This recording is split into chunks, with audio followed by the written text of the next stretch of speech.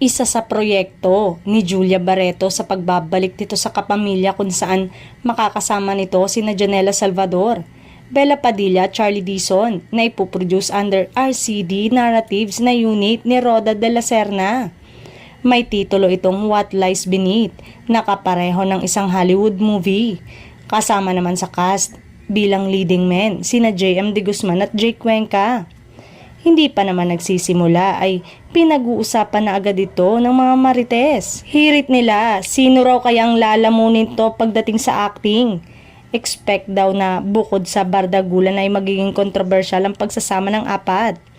May mga humirit pa na dahil sa box office success ng movie ni Julia na Unhappy for You, ay malamang na siya ang bigyan ng importansya hindi lang sa role kundi pati sa billing. May ilan namang Josh Lea fans na naghahanap kung bakit hindi kasama sa cast si Joshua Garcia. Nakamakailan lang ay nagpahayag na gusto niya makatrabaho si Catherine Bernardo. Eto naman ang ilan sa mga komento ng netizen. Sino kaya ang dapat mauna sa billing? At bakit walang A-lister sa male cast? Wow, exciting! I will watch this because of Julia. Welcome back sa kapamilya. Feeling ko after Unhappy for You, paghihiwalayin muna ang Josh Lea. Heard na may balak ang network na ipareha siya kay Catherine Bernardo.